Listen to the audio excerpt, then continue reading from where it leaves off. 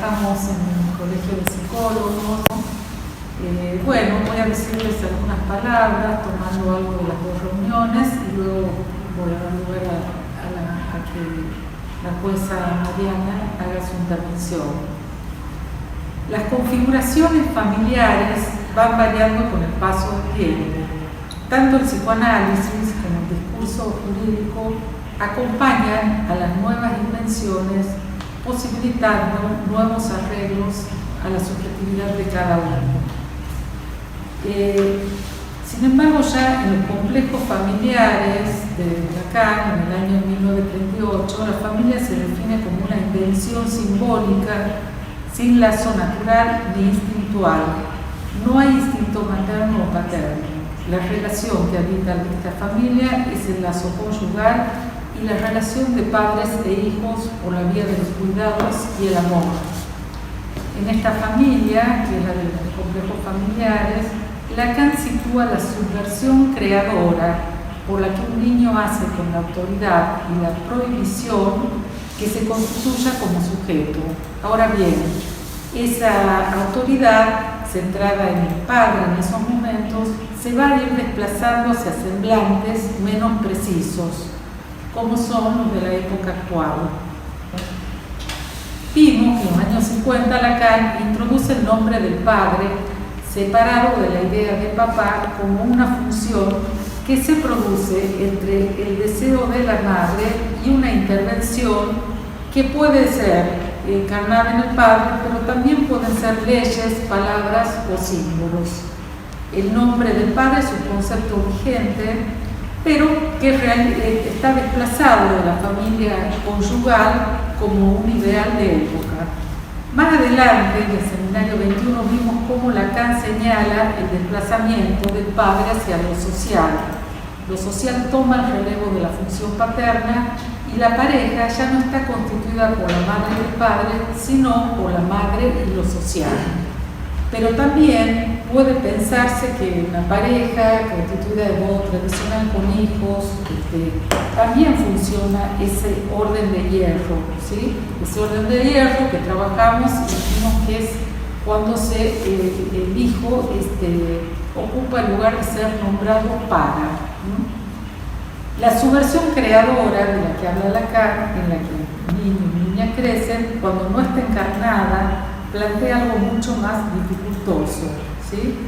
Esa subversión es una lucha que va a constituir la vida del sujeto, pero cuando esa autoridad es un ideal lejano, una prohibición que viene de ideas, de dioses, o no se sabe bien de dónde, retornan de una manera mucho más feroz y no hay contra quién rebelarse. Y el gran ejemplo de esto son los jóvenes que son cooptados por el fundamentalismo, por las sectas, que de pronto viven en una entrevista que vi, en una familia tradicional, donde, qué sé yo, aparentemente padre, madre, hijo, pero sin embargo está conectado a través de las redes y va tomando estas ideas que suponen entrar en una cuestión que no tiene que ver con la rebeldía, sino con una obediencia que va contra su propia vida.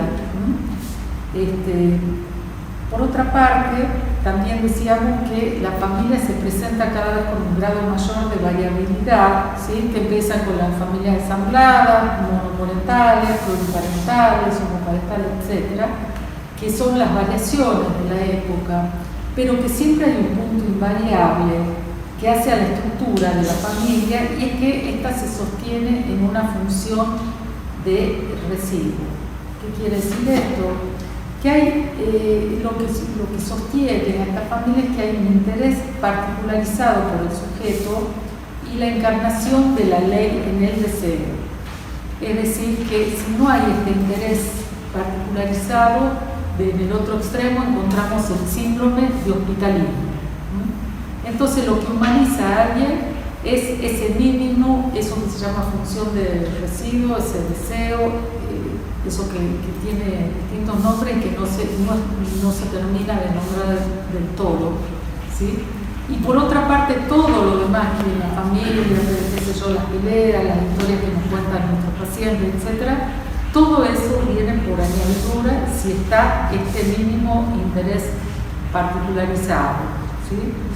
Entonces, nosotros los analistas no definimos la familia según una función, sino que esto se invierte y llamamos familia a aquello que cumple esa función, lo mismo a la madre, lo mismo al padre, ¿no? Por otra parte, en una entrevista a Antonio Vicens, en un libro, en una revista que se llama Registros, en el tomo verde Madre y Padres, vuestro acá, Anthony Vicens dice algo que me parece interesante sobre la maternidad, y es que la maternidad está caracterizada por el deseo más creativo, ¿sí? El deseo de dar vida es el deseo más creativo que puede existir, y alberga una injusticia porque a la vez que se le da vida a alguien, también implica que se da la muerte. Es un modo de explicar algo del deseo, y que por otra parte resulta tan difícil de soportar este deseo creativo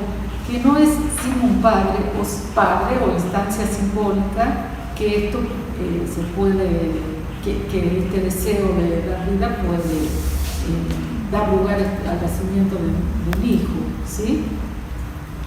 Si ustedes recuerdan, empezamos hablando de la Pachamama, desde el mito, este rito, y en la Pachamama justamente también se reconoce el comienzo de la vida, la fertilidad, el nacimiento, el renacimiento, pero también está presente la idea de la muerte. De paso, les recomiendo que vayan al archivo que está colgado en el aula virtual, donde ya tenemos la contribución de la profesora de Marcela Barale sobre esta cuestión de la Pachamama que representa. Pero un poco esto quería decir, está presente la creación, el deseo de vida y a la vez el deseo de muerte, la pulsión de muerte, como decimos nosotros, ¿sí? Porque en realidad, si pensamos que en el acto de creación, si no juega el sentido, no hay hijo, esa es la verdad, no puede haber un niño, ¿no? De allí también están las decisiones de mujeres que deciden no tener hijos, ¿sí? Entonces la idea es que, digamos que en la actualidad, por supuesto que el padre tradicional, hoy ya no se trata de eso, pero no desaparece el padre, sino que se produce un hundimiento, es decir, se baja un escalón, el padre está entre otros, no tiene este lugar, ¿no? Y en este sentido, el Clorán me parece muy interesante, cuando habla de un nuevo amor por el padre, dice se cerró la era patriarcal. Lo que se abre ahora es una era de paternidad contractual, responsable y negociada. Es decir, no es por naturaleza, no es tradicional, sino una relación que se negocia. Bueno, y ahora sí vamos a dar lugar a la jueza Mariana Rey Galindo, ella es jueza de familia y sucesiones del juzgado de Monteros. Así que bueno, muchas gracias. Bueno, ante todo, muchísimas gracias a quienes están del otro lado de la pantalla. Gracias a Andrea y a María Teresa por la invitación y por permitirme entrar a su casa. Gracias al Colegio de Abogados, a Fabiana, a María que están aquí esta tarde acompañando. Así que muy agradecida de poder primero ingresar a esta casa que es de ustedes y segundo que permitan al derecho a hacer conversaciones, ¿no? con psicólogos tan productivos. Yo voy a tomar este guante que acaba de tirar Andrea del concepto de familia. Qué bueno que ustedes puedan tener un concepto de familia o desde la ciencia de ustedes puedan definir qué se entiende por familia. Desde la ley no lo definimos, no hay un único modelo familiar, se entiende por garantías constitucionales que lo que se protege es la familia sin definir qué tipo de familia. Ni en Argentina ni en ningún lugar del mundo se define desde el derecho, desde la ley está definido el concepto. Con lo cual ingresan estos otros modelos familiares, si se quieren no tradicionales, ¿no? De lo que uno tendremos que ver desde dónde definimos familia, ¿no? Pero estos modelos culturalmente aceptados, padre, madre, hijos, monogámicos. Existen otros modelos de familia en el mundo, poligámicos. Existen otros modelos de familia acá en la Argentina actualmente, que son las familias homoafectivas. Hasta aquí la monogamia, pero en América Latina ya empezaron a aparecer los primeros modelos de poligamia reconocidos legalmente. Eso sería materia de otro tratamiento. Pero tomo esto, que bien dice Andrea, de los contratos, y si se quiere poner en crisis, ¿no?, de lo que significa ser padre o madre, podríamos también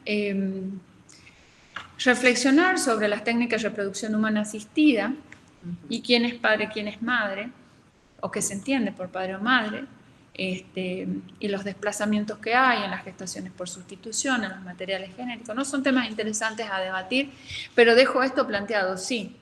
Para el derecho también, hoy la maternidad, la paternidad, también está en movimiento, estos conceptos están en movimiento, no así la familia, la que tenemos familias ensambladas, monoparentales, uniparentales. De hecho, el padre afín está reconocido legalmente, ¿no? Y es otra función de la paternidad, con deberes y derechos.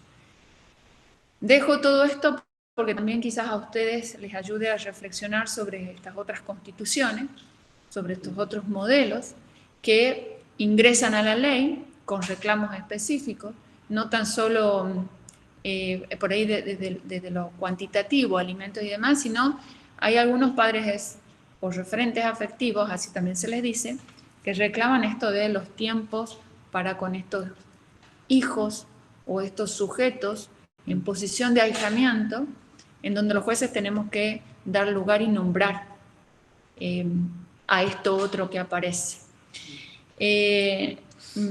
La convocatoria de hoy es también, ¿no?, es qué ha pasado con este caso en donde me ha tocado resolver lo de la pluriparentalidad, que tiene como característico, si se quiere, el reconocimiento legal de estas tríadas parentales, dos padres más una madre, a favor de una niña, a quien le hemos puesto Juli, que es un nombre, por supuesto, ficticio. Y lo que tiene de particular, de singular, porque también se trata la singularidad de este caso con esta niña, es que el pedido viene de ella. Hasta acá teníamos el reconocimiento de la pluriparentalidad y las tríadas, si se quiere, parentales, pero siempre desde el pedido de los adultos y como consecuencia del uso de las técnicas de reproducción humana asistida. Ahí sí la ley reconocía, no la ley, acá hago un paréntesis, no es la ley, sino la jurisprudencia. La ley no tiene regulado esto todavía, es un pendiente en materia de derecho, la regulación de las técnicas, de todo lo que tiene que ver con técnicas de reproducción humana asistida. Pero sí los jueces, hay 60 casos en la Argentina registrados, de cómo han tenido que hacer los jueces moverse con herramientas legales para el reconocimiento de estos otros modelos familiares. No digo que haya 60 casos de pluriparentalidad, sino de desplazamientos y emplazamientos a quienes aparecen o no como padres o madres y desplazan a quienes pudieran entenderse como padres o madres genéticamente hablando. Entonces, en el caso de Juli, retomo, tenía que ver con el pedido expreso de la niña cuando sus papás lo que estaban discutiendo o estaban debatiendo es cuál de los dos podía quedar en un acta de nacimiento. Es lo que la ley reconoce como las acciones de filiación y dentro de este orden general, en lo particular de desplazamiento filiatorio. Quien estaba inscrito hasta ese momento como padre legal, reconociente, había estado casado con su mamá. Luego tuvieron una interrupción de esta convivencia y este matrimonio como consecuencia de, situaciones de pareja. La mamá conoce a un segundo hombre, estando en pareja con él, queda embarazada de Juli y retoma la convivencia con su esposo. En esa lógica, el esposo sabía que ella estaba embarazada y deciden llevar adelante este matrimonio y reconocer a Juli como hija matrimonial. Desde el origen de esta historia, por eso la sentencia empieza así incluso, ¿no? Un caso, una historia, o al revés, una historia y este es el caso, es que los tres conocían la verdad, deciden emplazar a Juli y la ley lo admite, por supuesto, porque hay una presunción incluso legal, que es el marido de la madre, el padre del niño, está nacido dentro del matrimonio. Y luego la madre se separa, constituye pareja con quien es el padre biológico de Juli y nace otra hija. Anteriormente había una hija del matrimonio. Entonces esta madre tenía estas tres hijas. Juli era la que tenía datos genéticos con uno, pero emplazada legalmente con otro. Posteriormente vuelve a fracasar esta segunda pareja, está el divorcio con el primer esposo, bueno, con este esposo, no es el primero, sino es el único esposo, y constituye una tercera pareja con quien también hay hijos. Esto ocurre en una zona de los valles, donde las lógicas también sociales y comunitarias son otras, que no podemos tomar con las que son las nuestras, o con lo que nosotros creemos que son regulares y comunes. Y es así que estas tres hijas son criadas por estos dos señores. Juli en la función, que tenía estos dos padres con estas funciones, y la madre en su función también, y ella, la mamá, para poder tener conexión con estas hijas, trabaja en época de no pandemia, en la escuela, es la señora del kiosco, o que manejaba el kiosco, era la manera de poder estar en contacto con todos sus hijos, porque es una única escuela además. Y la contienda judicial comienza porque es la escuela la que le pide a los padres que uno de los dos era el que tenía que estar autorizado a retirar a Juli. Mira, está ¿está bien el micrófono? ¿Están escuchando? No, porque la escuchan de esa voz, está bloqueada. Ahí está. Está bien, está bien. Bueno, entonces esta cuestión, este requerimiento escolar, ¿no? Ellos, incluso los varones adultos, los padres adultos, se ven organizados de modo tal que tengan trabajo y puedan organizar sus trabajos como para que ambos pudieran hacerse cargo de las chicas, de las tres, cuando uno de ellos faltara. En el rol de los abuelos y la dinámica familiar de abuelos y tíos y demás, todos conocían esta historia y se colaboraban entre sí. Y el juicio empieza por una demanda escolar, algo que no venía de ellos, sino que le impedía al padre biológico poder retirar la escuela, firmar un boletín cuando el padre legal no estaba. Entonces, a raíz de esto que presentan esta acción. Cuando nosotros empezamos a intervenir legalmente, el papá biológico dice esto, es mi hija, está criada por este otro señor, quien toda la vida conoce, plantea legalmente, por supuesto la estrategia legal hasta acá no tenía ningún condimento adicional, es lo que comúnmente se hace, y cuando contesta el otro padre, ahí es cuando nosotros empezamos a advertir determinada, no sé si esto se ve, hubo acá una, pero se está viendo allá, perfecto. Teníamos alguna situación singular, empezaban a entrar algunas condiciones diferentes, porque el papá legal decía, yo sé que no es mi hija, pero toda la vida la hemos criado así. El padre, él dice que sabe que el padre es de otro señor, y solamente agrega una cuestión de plazos procesales, que es 1 año, está marcado en la ley, como diciendo, perdió su momento. Con esos elementos empezamos a trabajar, y digo, acá hay algo más que plazos, y la historia nos va delatando otros condimentos. Entonces, la defensora de menores dice, bueno, no, es una actuación obligatoria, convocamos a la niña y también a la madre. La madre decide no participar judicialmente lo que no quiere decir que no tengo otro tipo de presencia en la vida y otras funciones en la vida de ella. Entonces, cuando la escuchamos, cuando convocamos a Juli, hicimos nuestra convocatoria bueno, lo que siempre hacemos para invitar a los chicos, diciendo que yo estaba interesada en conocer su opinión. Esto también nos manda la ley. Y damos el teléfono, por supuesto, para que ella se contacte con nosotros, dada la distancia. Entonces me habla y me dice, ¿vos sos Mariana? Sí. Me dice, mira, yo soy Juli, sé que tengo que hablar con vos, pero yo no estoy preparada en este momento. Necesito tiempo. Yo te voy a volver a decir cuándo. Ha sido muy, muy interesante esa intervención de ese tiempo que no era legal, sino un tiempo subjetivo, a lo que nosotros hemos dicho que sí, que íbamos a estar a la espera de esa oportunidad. Ocurrió 3 meses después, que nos convocó, nos dijo, bueno, ya estamos listos, yo ya estoy lista. También se le había garantizado el asesoramiento con abogado. Había una abogada del niño, que se llama abogada del niño para personas menores de edad. Fuimos a conocerla donde ella vive.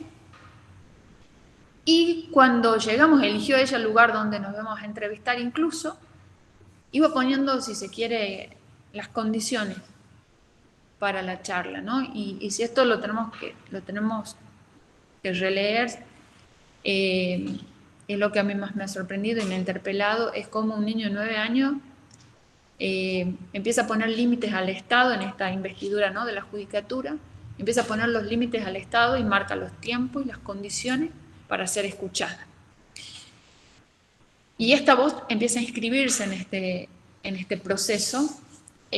Cuando nos encontramos, ella me dice, antes que entremos, era un lugar donde estaban haciendo dulce de membrillo, casualmente, digamos, ahí.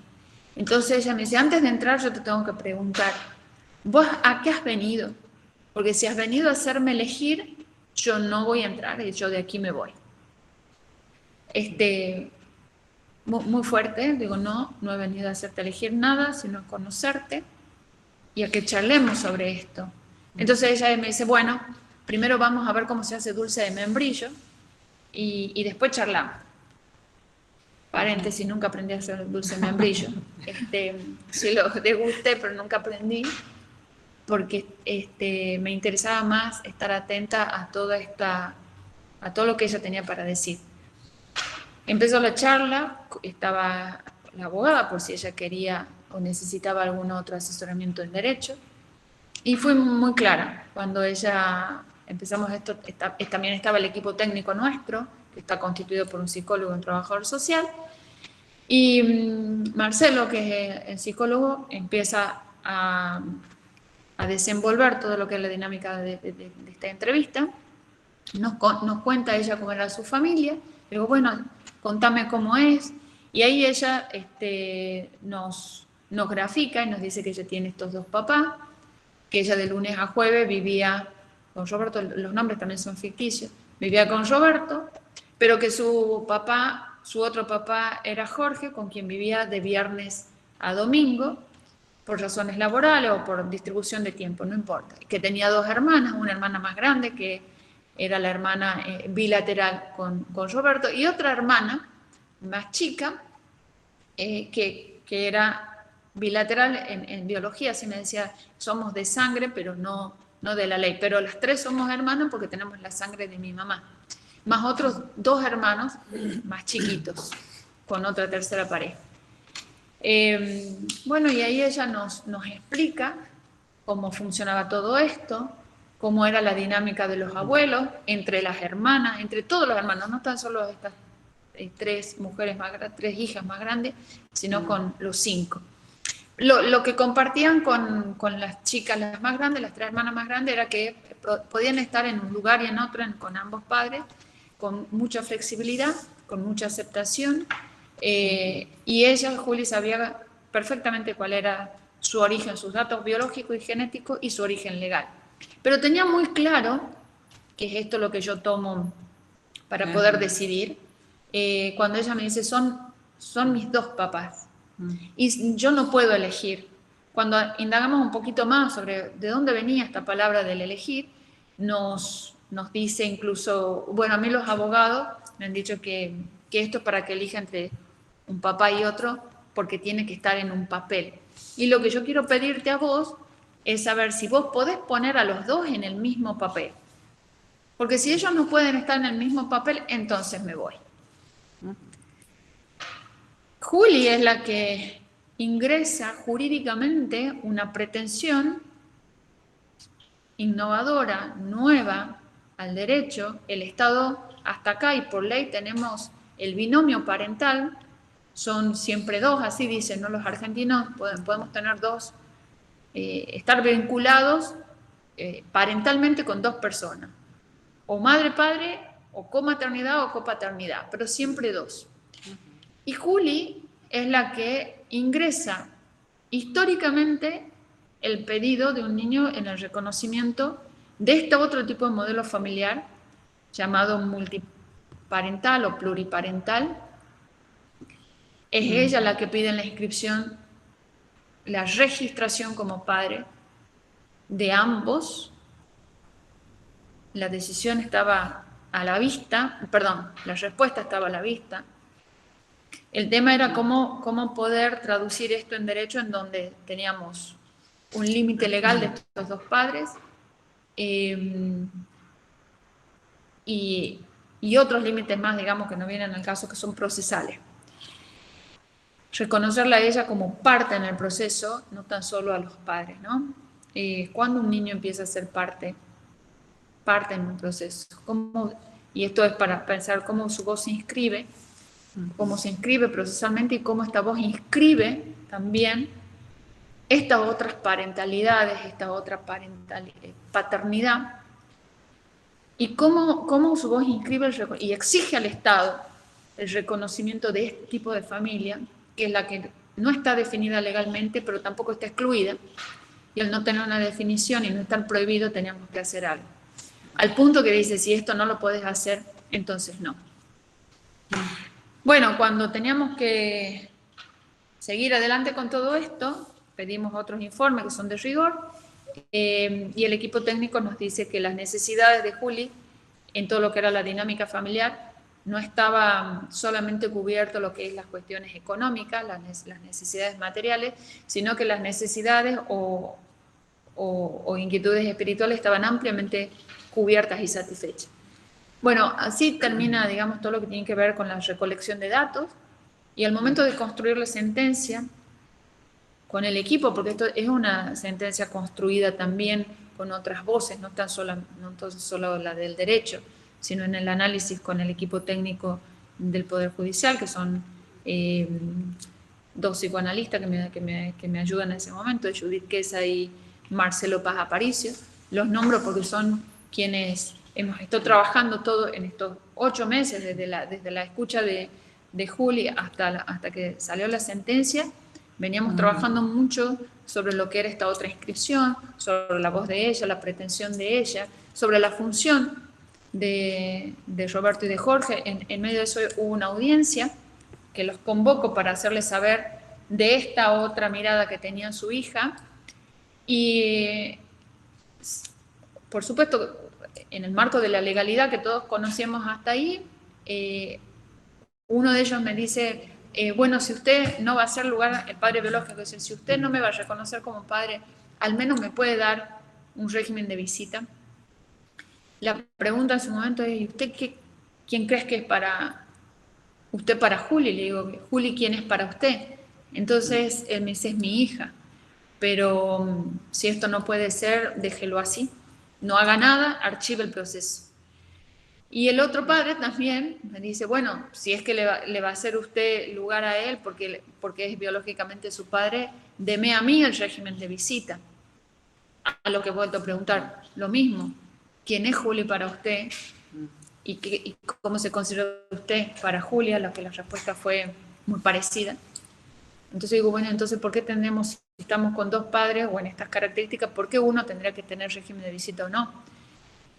Obviamente hasta ahí no entendieron por dónde iba, los abogados tampoco, y empezamos a construir esta solución o esta sentencia, en el que viene, se incorpora el discurso de la ciencia de ustedes, en lo que se hago mención a lo que es la función y el nombre, la función paterna y lo que ustedes denominan el nombre del padre.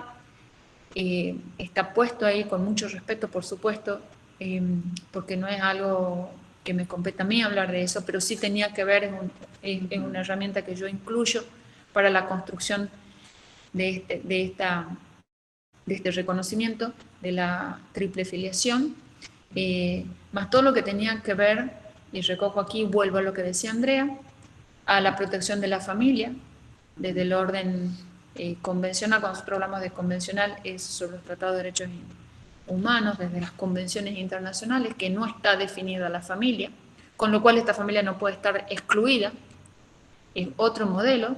Y por otro lado, también reconocerle a Juli en esta constitución de familias biológicas, porque, a ver, en el derecho nosotros tenemos 3 fuentes filiales: la natural, que es la que convergen por la unión sexual entre el padre y la madre; la de adopción, que es por una sentencia judicial; y la de las técnicas de reproducción humana asistida, voluntad procreacional, así se le dice técnicamente. Las técnicas no son la fuente, sino quienes acceden a las técnicas. Esa es la otra fuente filial.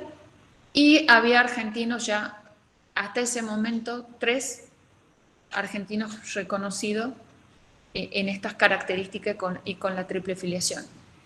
Entonces, diciendo, no puedo discriminar entre las fuentes filiales, no puedo discriminar en este otro modelo familiar, por eso recojo todo lo que son las mandas constitucionales y convencionales para la protección de esta familia, reconocer la voz de Juli, inscribirla en el proceso, inscribir su voz e inscribir su pretensión jurídica procesal en esta sentencia, pero además reconocer que había otro proceso que no era legal, que era un proceso subjetivo. Esto estábamos hablando también con las chicas, y que fue muy charlado también en el equipo nuestro en Montero: cuál era el proceso legal y cuál era el objetivo y cuál era el proceso subjetivo, y la singularidad de este caso con Juli y sus 2 papás. Eso ha sido cómo se ha construido, y por eso la sentencia tiene, lo traigo al principito también, como una expresión artística. Había que comunicar un mensaje a la comunidad argentina en esto o a la sociedad: voy a declarar la inconstitucionalidad de este artículo para este caso. No es que la ley sea inconstitucional, no, en este caso, para esta situación y bajo esta singularidad, este artículo no es aplicable, merece ser declarado inconstitucional, que era el límite de los 2 padres para un ciudadano argentino. Pues también teníamos reconocido esta triple filiación para otros niños que habían nacido como consecuencia o como acceso a las técnicas de reproducción humana asistida. La literatura y el arte ha servido para comunicar y también para hacer saber que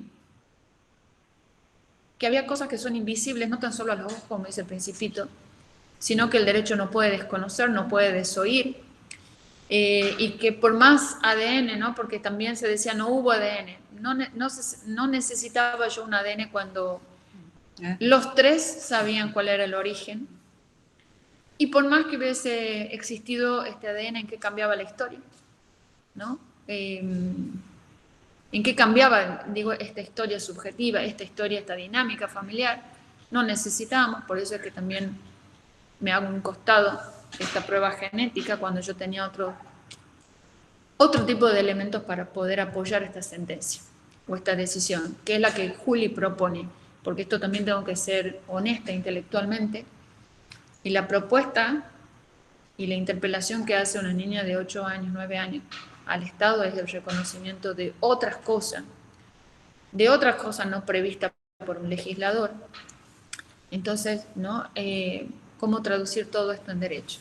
Bueno, eso es este otro reconocimiento a otras parentalidades, a otras paternidades diferentes, y la función también está puesto ahí en muchas preguntas. Después les paso el texto, que tienen que ver con todas las preguntas que sí, de verdad me hice al momento de ser, ¿no? ¿Quién era yo para para inmiscuirme en esta intimidad familiar, qué derecho tenía el Estado, en tanto potestad estatal, de avasallar esta familia con esta constitución, y qué consecuencias tendría para Juli que desplace o emplace a cualquiera de ellos dos, cuando lo que ella estaba exigiendo era un emplazamiento legal de ambos.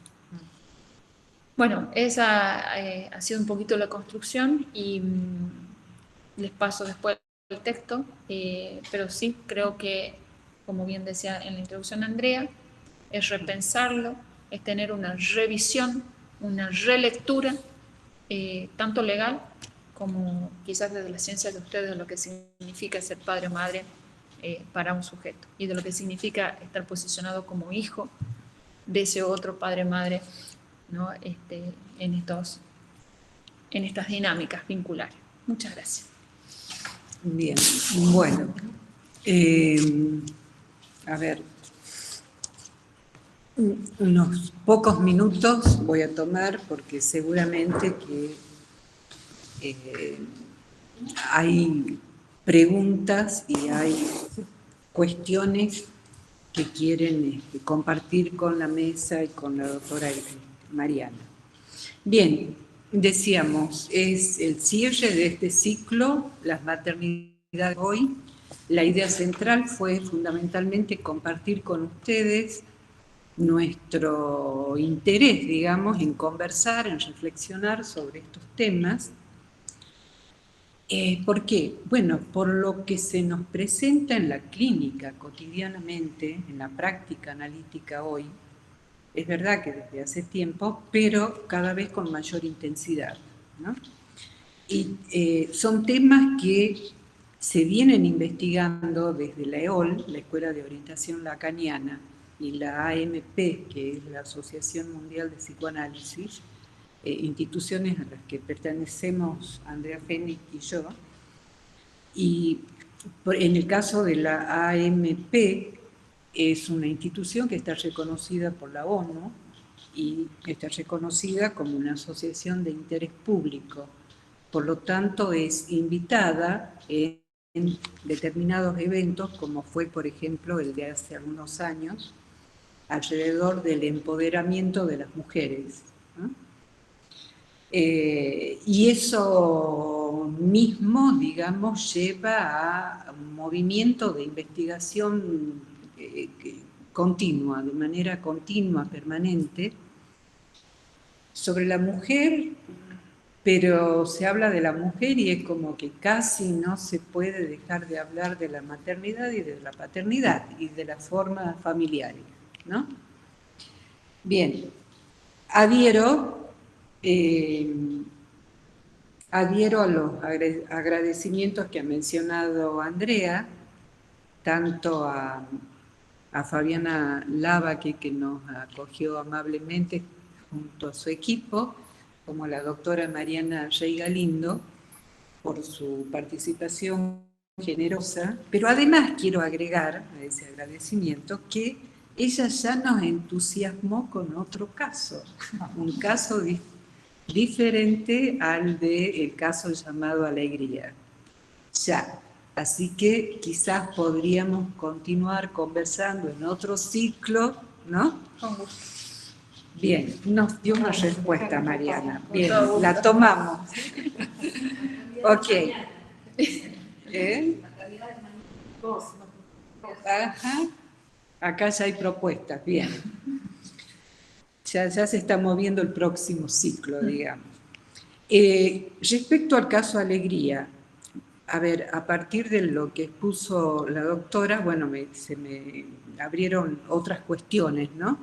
De lo que conocía hasta ahora, quiero resaltar 2 o 3 cositas para luego dar lugar a la conversación con nuestros colegas, los inscritos, la mesa misma, en fin. Resaltar lo que llamamos lo nuevo, podemos llamar lo nuevo en este caso, ¿no? En esta resolución legal, en este dictamen, tenemos acá a su autora. Ese modo de familia, ¿no? llamado familia pluriparental, nos parece que contempla lo que cumple las funciones de maternidad y función paternidad, materna y paterna, aunque esté encarnada en una madre y la función paterna en dos padres. Es decir, tenemos una madre y un desdoblamiento de la función paterna. Bien. Es decir, que los operadores, no las personas, ¿verdad? Es algo que va más allá de las personas. Se puede decir, los operadores de estas dos funciones, materna y paterna, son tres en este caso. Son tres operadores. Es lo que legalmente se llama triple filiación. Bien. Que no me animo a decir si es, porque no sé si hay más. ¿Podría haber más? A ver. Y podemos después podemos hablar las técnicas de reproducción humana asistida. Es verdad, ya con la intervención de la ciencia. Correcto, pero también hay un acto volitivo. Bien. Son solamente dos padres y dos. Puede ver, ¿no? Puede. Sí. Pregunto. Veamos. Vamos a retomar eso también. Entonces, lo que podemos decir desde el psicoanálisis, que el funcionamiento de lo que es necesario del orden de la necesidad en la constitución subjetiva de todo ser humano, de todo ser hablante, esta función, lo que está condensado en esta función materna y en esta función paterna, que en este caso, se trata de una niña ya de 9 años, más bien se trataría de, si no es el caso de la constitución subjetiva, sino en una niña de 9 años se trataría más bien de continuar sosteniendo la estabilidad subjetiva de esta niña, ¿no? Y ahí tenemos los tres operadores que cumplen esas funciones. Y a eso le llamamos familia, cuando se cumplen esas funciones. Lo trabajó también Andrea Febi. Ahí desde el psicoanálisis a eso lo llamamos familia. Creo yo que hay coincidencia en ese punto con el discurso jurídico. Bien. Ahora, respecto a una diferencia que lo ha mencionado Mariana, pero me parece que viene bien subrayarlo nuevamente, como ese modelo tradicional o patriarcal, donde podemos decir existía el dominio del padre, ¿no? Y estaba en el juego esa tríada, padre, madre e hijo. Eso se modifica en este caso, se modifica con la triple filiación, pero no por las intervenciones de la ciencia, no por las disrupciones, las alteraciones que puede producir la biotecnología, ¿verdad? Sino en base fundamentalmente a la solución del sujeto, a una solución o a una consideración de la invención de ese sujeto, esta niña de 9 años, 8 o 9 años, ¿no? Entonces, en ese sentido, podemos decir que este modo de resolución está en correspondencia con la ética del psicoanálisis. La ética del psicoanálisis fundamentalmente, bueno, de una forma muy resumida, trabaja en el caso por caso y respetando ahí el espacio subjetivo, algo que dé lugar a una invención singular, ¿no? Eso creo que está en correspondencia también con el psicoanálisis. Bueno, en las reuniones anteriores nos hemos referido a varios casos de la literatura psicoanalítica donde podíamos ver configuraciones de madres y de padres que se correspondían un poco más, digamos, a las familias patriarcales, que no desaparecieron, ¿no? Hay diferencia, pero insistimos en ese punto, no es que, ¿verdad? Coexisten. Coexisten. Coexisten. Bien. También nos hemos referido a algunos testimonios clínicos de estas nuevas configuraciones que se producen ya por la intervención de la ciencia, ¿no? Y nos parecía interesante trabajarlas porque sabemos que hay muchos de esos casos, digamos, de esas situaciones en análisis, pero todavía no hay muchos testimonios públicos, no hay publicaciones, no hay muchos, son contados. Nos hemos referido, entre uno de los que trabajamos, voy a mencionar el caso de una pareja de homosexuales casados con hijos, ¿no? Esta pareja, ambos miembros se definen como padre y madre de este hijo, padres y madres fuera de sexo, ¿no? Más allá del sexo. Entonces, tenemos ahí una nueva configuración de la maternidad, de la paternidad, ¿no? Bien, en este tipo, ya con la intervención de la ciencia. Otro caso, para mencionar otras de estas nuevas configuraciones, que no hemos tenido tiempo de desarrollarlo en las reuniones anteriores, quizás en las próximas se lo pueda tomar, es muy interesante porque hay dos tiempos en juego en este caso. Un primer tiempo donde hay un padre varón que constituye una familia, se casa con una mujer. Esa mujer es madre del hijo de ambos. Bien. Hay un segundo tiempo donde este padre cambia la identidad. Es decir, que tenemos un padre-mujer. Y este padre-mujer se ubica subjetivamente como madre paternalizada, ¿no? Ahí tenemos otra figura de la maternidad y de la paternidad, ¿no?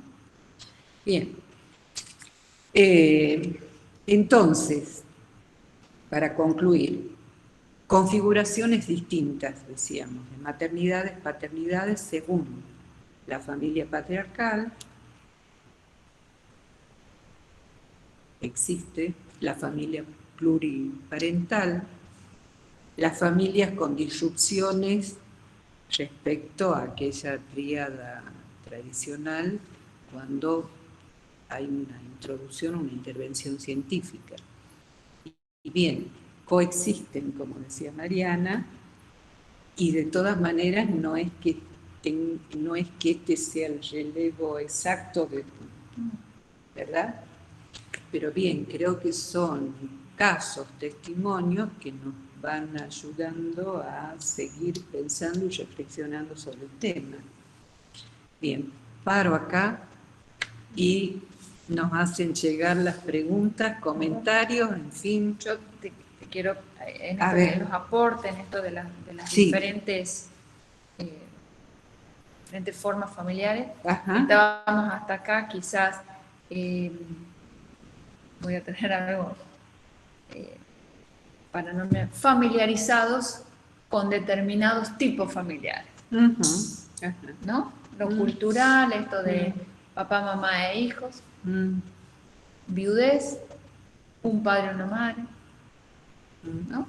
Entonces, donde también nosotros en el discurso jurídico recibíamos esto, yo soy, en el caso de las familias monoparentales, yo soy padre y madre. Entonces, esta posición también está, o en los hijos. Ella o él, después que se divorciaron, ¿no? Generalmente es después de la muerte, en donde y tras el divorcio es porque se desdibuja quien no convive con los hijos. Entonces empieza este discurso de yo soy padre y madre de mis hijos. Entonces también es algo que así como ustedes hablan en la clínica de sus casos, nosotros tenemos en la praxis forense, cuando reclaman de visita de alimentos. Es mala madre, es mal padre, ¿no? Porque yo soy quien tiene los dos roles, pero reclamo al otro, ¿no? El cumplimiento de, qué sé yo, alimentos. Reclamo que no lo ve, pero yo soy. Entonces también esa inflexibilidad o esa rigidez interna de quién soy, ¿no? También al menos en Montero con mi equipo, cuando tenemos que ver quién es o quién dice que es, ¿no? En esto de dilucidar con quién puede vivir un niño, ¿no? Porque como es niño se presume que la madre es lo mejor. ¿Será? ¿Y quién será la ¿Y quién es? ¿Quién cumple esa función? En realidad, ¿quién es el que para la ley, quién es el que mejores condiciones ofrece a ese hijo para un desarrollo saludable? Pero está esto, ¿no? Esto que ustedes lo visibilizan, lo analizan desde este lugar, en el discurso jurídico aparece de otro, en los reclamos. No lo ve. O no paga, no cumple con los alimentos, no tiene derecho a verlo. ¿No? Y ahí también fluye este discurso del hijo, siempre y cuando sea menor de edad, por supuesto, en permitirme ver, porque yo sí sé que él es mi papá, aunque no pague alimentos. Entonces esto también es interesante, son movimientos ahí de poder armar algo, ¿no? De estos reconocimientos, qué orden juega la ley ahí. Uno no dice quién es la madre y quién es el padre, ¿no? Pero me refiero a estas reflexiones que estamos introduciendo en la tarde de hoy. ¿Quién dice que son ustedes? Quienes vienen al reclamo judicial. Sí. Sí, me parece, yo quería también destacar que en el caso Yuri, Julio, la niña se hace escuchar indudablemente con creces, ¿no? No hay duda sobre lo que quiere, pero también hay alguien que puede escuchar ese pedido y puede darle una forma, ¿no? En este caso la jueza vos, que me parece que es... no es sino un adulto que puede escuchar y darle lugar, un adulto, en este caso la jueza, que puede dar lugar a ese pedido que, de por sí interroga a los adultos, cómo alguien tan pequeña puede elaborar esta solución tan original, ¿no? Una invención, que nosotros, ¿cómo nombra ya lo que vivía? Exactamente. Pero lo nombra como dos padres, porque podría haber hecho con mi papá y con este... No, incluso con el nombre, esto también les comparto cuando tenemos que hablar del nombre, ella decide no modificar su nombre y no, nosotros en Derecho tenemos lo que llamamos identidad dinámica y estática. La estática es lo que tiene que ver con los datos duros, digamos, ¿no? Lo genético, la huella digital, eso no lo puedo cambiar. Y lo dinámico es con estos procesos de vinculación e identidades que se van creando en relación al entorno con lo que crezco. Bueno, y ella, y libros, ¿para qué decirle la cantidad de bibliografía jurídica que hay sobre definiendo identidad estática y dinámica? Y ella, cuando hablamos del tema del nombre, me dice, no, déjalo mi nombre como está, porque yo sí sé, me dice, te explico, me dice, cómo es Mariana. Yo por dentro soy de mi papá Jorge, todo por fuera soy de mi papá Roberto, ¿vos me entendés? Digo, tendría que venir a un congreso de derecho esta chica, pero en realidad es esto, ¿no? Se instituye, ella se instituye a partir de alguien que escucha, pero esto tiene que ver también con la comunicación, ¿no? Hay alguien que escucha y hay alguien que es escuchado, incluso no tan solo en esa conversación, el tiempo que ella pide ese silencio decía mucho, ya nos decía mucho. Se les dio un tiempo de elaboración por supuesto, subjetiva. Sí, sí. por supuesto. Muy interesante cuando ella dice, entre otras cosas, que ambos cumplen igual papel. Exacto. Están los dos partes. Es que ella me dice, son mis papás. A uno le decía papá y al otro le decía papito. Me dice, y a veces hasta me confundo, pero los dos responden. Y ahí está, ¿no? Los dos responden. Los dos responden, cumplen con esa función. O es una función compartida, en fin. Sí, sí. Es una niña que nos enseña, indudablemente, ¿no? Quiero preguntarle si tenemos registro de alguna pregunta, intervención. A ver. ¿Alguien quiere habilitar su micrófono, hacer alguna pregunta? Ahí. O escribir una pregunta en el chat. Levantar la mano.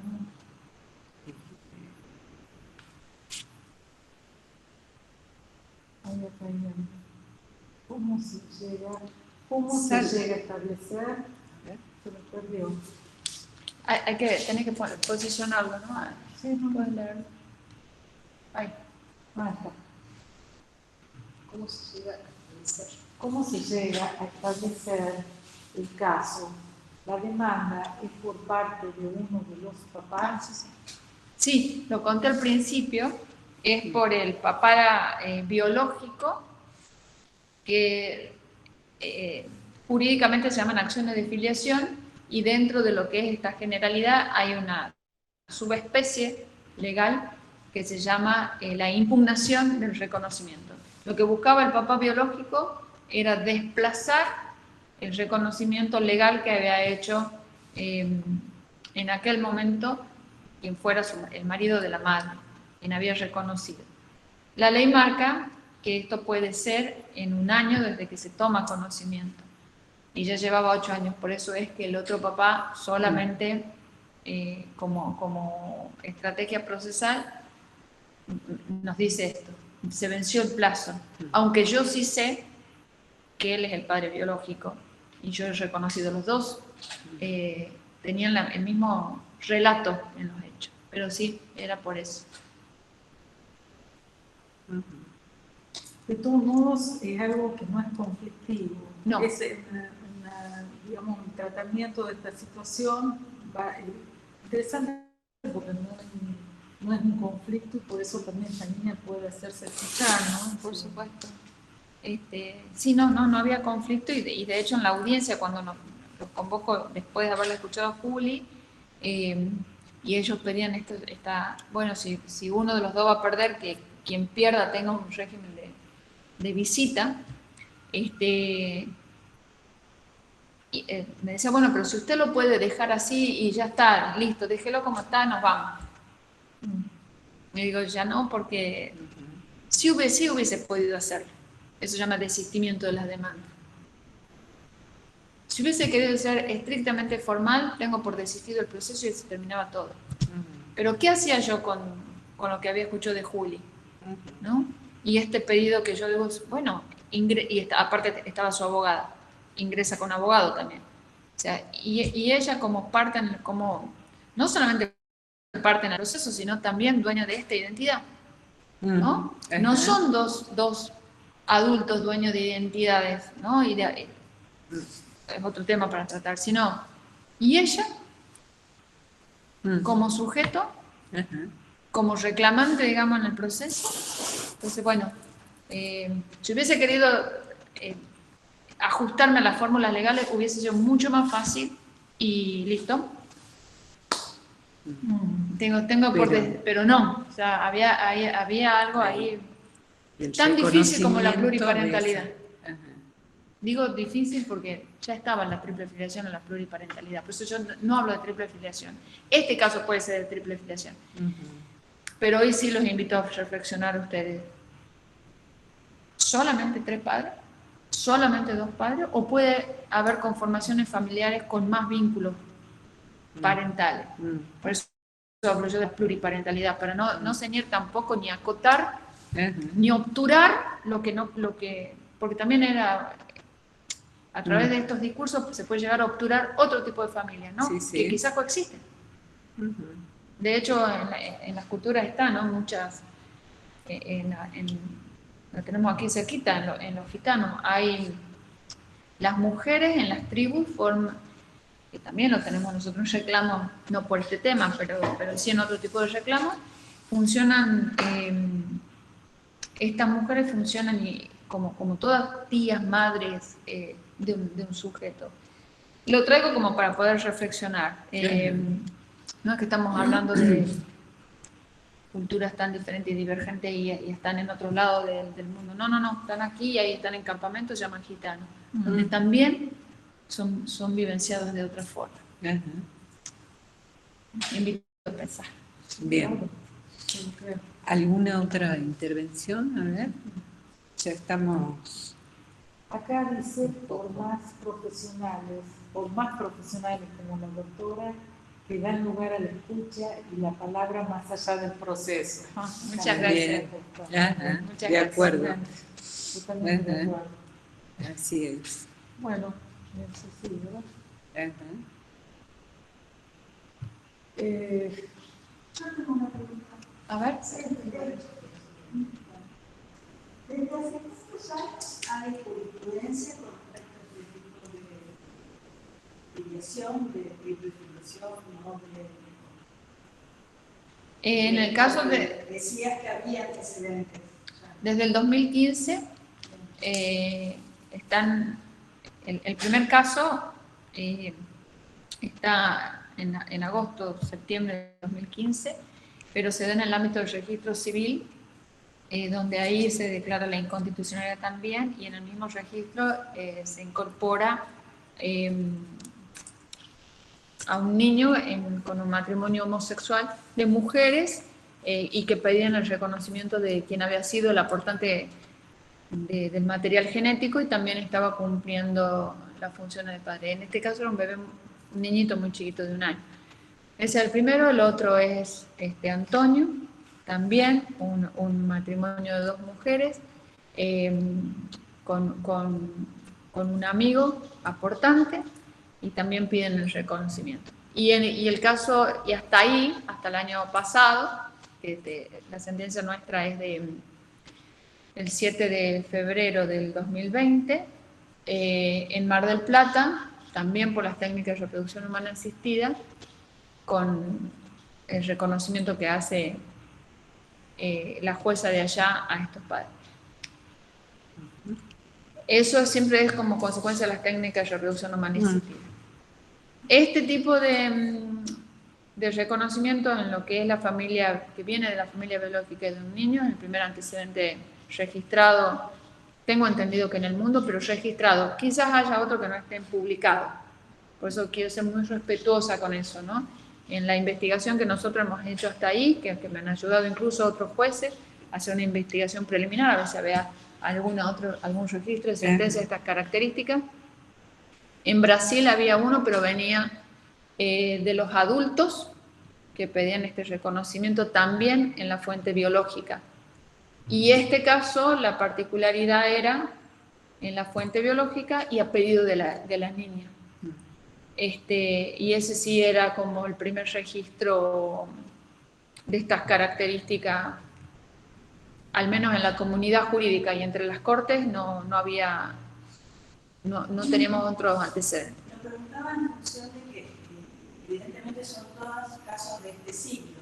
Y Sí. Que tienen que ver también con los nuevos reconocimientos sociales que hay de conformaciones de familia, ¿no? De tipos de familia, ¿no? Sí. Pensado de pronto, no tiene que ver con que Europa no. tratado con nosotros, sino que tiene que ver con esta nueva la forma de pensamiento inclusiva de tipos.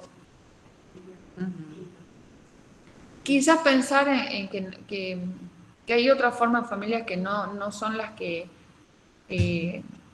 la ley en principio reconocía, y la ley, si bien es cierto, es un ordenador,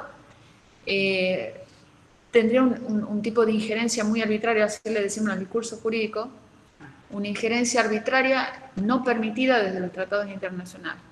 Después del caso Juli, viene el otro reconocimiento en en un caso en Córdoba, en la adopción. Un divorcio por medio, todo el proceso de adopción con un matrimonio, donde se divorcia, la mamá constituye otra pareja, un plan de adopción bastante largo, y la niña compartía con ambos padres. Y bueno, y ahí está el otro antecedente, ya en esta otra fuente de filiación, que era la de adopción, y es tan reconocida en todos también, ¿no? Porque la adopción se reconoce como padre a quien inicia el trámite, es decir, ¿qué pasa si se han divorciado? Bueno, y ahí también está, si cuando en el transcurso de un embarazo, si hay divorcio, no se cuestiona quién es el padre en casos del matrimonio, estoy hablando, ¿no? Porque hay una presunción legal, que es el marido de la madre, quien es el padre de ese hijo. Bueno, también la jueza en este caso hace una lógica de estas y reconoce a ambos señores como padre de la niña, pero porque la niña los nombra también como tal. ¿Qué libertad que tenía Julio para poder elegir? Libertad que venía de la dinámica familiar. No ha sido algo que ha sido algo, a ver, porque subimos nosotros hasta ese lugar a escucharla y es el Estado. No. Esto, las condiciones pone ella. Y quizás tomo esto que vos bien decís, ¿no? El primer condicionamiento es no me quite la libertad. Primero de elegir y de optar, porque si venía a restringirme esta libertad, de aquí me retiro. Y bueno, y exigirnos que reconozcamos eso. Gracias. Bueno, Bien. vamos concluyendo. Muchas gracias. Bueno, muchas gracias a la ustedes, jueza que nos ha permitido cerrar de esta manera el curso y la vamos a volver a invitar. Con gusto. Comprometemos Con para gusto. seguir conversando a ustedes por acompañarnos en este curso. Realmente un agradecimiento para nosotros, ha sido un verdadero gusto poder tratar todas estas cuestiones que se nos plantean en la práctica del día a día, como lo dijo María también. Bueno, nos despedimos entonces. Muchas gracias.